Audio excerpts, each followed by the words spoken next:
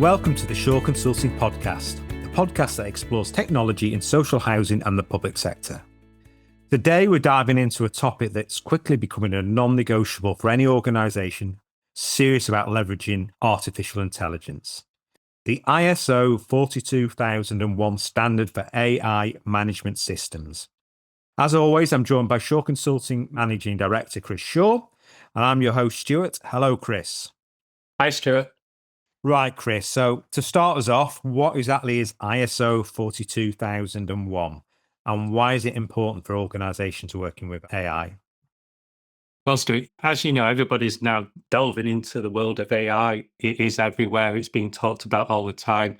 And it's been used, from optimizing supply chains to personalizing customer experiences. It is a real game changer. But with those great powers come great responsibility. And that's where ISO 42001 steps in. This isn't just a set of guidelines, it's a strategic framework for managing AI responsibly, ethically, and effectively.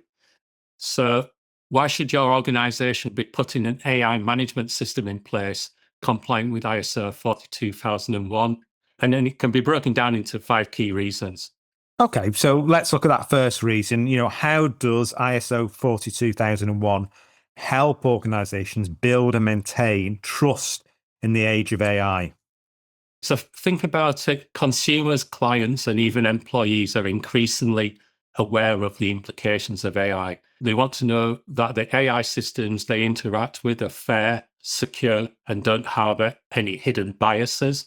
So implementing an ISO 42001 compliant management system sends a clear signal. We have taken responsible AI seriously. It's about transparency and accountability, which at the end of the day are the bedrock of trust in today's digital economy. So without trust, even the most innovative AI solutions can face public backlash and rejection. I think we'd probably all agree, Chris, that makes sense. But AI also brings a number of risks. How does ISO 42001 help organizations get ahead of those risks? So AI systems, as we know, are really powerful, but they're not without their risks. We've seen examples of algorithmic bias leading to unfair outcomes, data privacy breaches, and even critical operational failures when AI isn't properly managed. So ISO 42001 provides a structured approach to identifying, assessing, and mitigating these risks across the entire AI lifecycle. It's about getting ahead of potential problems before they become a crisis, protecting your organization's reputation, and it's obviously its bottom line. It's a shield against those unforeseen issues. So you've already mentioned it, ethics.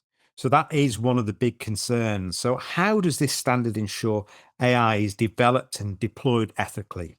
Ethics in AI isn't just a buzzword, it's fundamental to its long-term success. ISO 42001 encourages organizations to embed ethical principles like fairness, non-discrimination, transparency, and human oversight into every AI development. It pushes you to ask the tough questions. Is this AI system equitable? Can we explain its decisions? Who is ultimately accountable? And, by adhering to the standard, you're not just creating technologically advanced AI, you're creating ethically sound AI. So we've talked about compliance and ethics. Is there a business advantage to adopting ISO 42001? Yes, yes. So here's where it gets really interesting. So while AI adoption is widespread, formal AI governance is still emerging.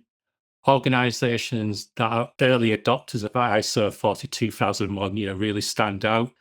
They'll be seen as leaders in responsible innovation, attracting not only discerning clients who value ethical partnerships, but also top-tier talent who want to work for forward-thinking companies.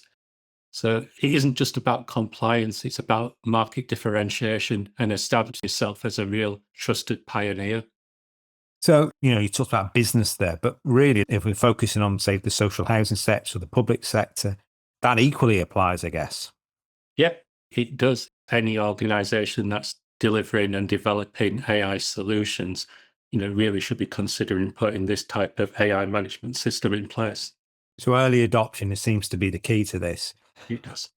And finally, how does an AI management system actually support sustainable innovation rather than holding it back? It might be seen as counterintuitive, but a structured management system actually enables more innovation, not less. So, by establishing clear boundaries, responsibilities, and processes through an AI management system, organizations can experiment with AI with greater confidence. They know they have the frameworks in place to manage the associated risk and the ethical considerations. And that's allowing them to iterate faster and deploy AI solutions more effectively without fear of that uncontrolled negative consequences. It creates that safe sandbox for groundbreaking work.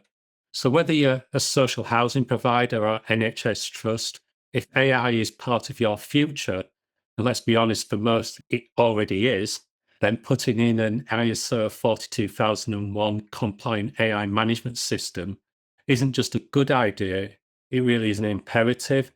It's about future proofing your AI strategy, building trust, mitigating risks, and ultimately unlocking the full responsible potential of artificial intelligence.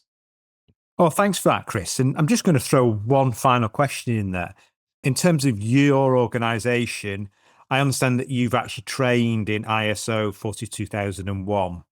Just talk me through that a little bit. Yeah, so we want to make sure that we're in a good place to enable organizations to implement the ISO 42001 management system. So, our consultants have recently trained on how to implement that in line with the ISO 42001 standard. And we're currently also training now to become auditors in that standard. So, once organizations have put it in place, it's not a one-off exercise.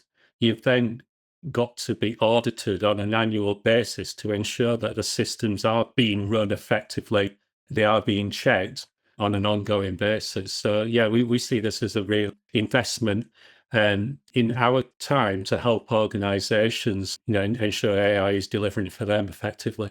So, Chris, our listeners need to get in touch with you by the usual channels, via LinkedIn or by the Shaw Consulting website if they want to find out a bit more.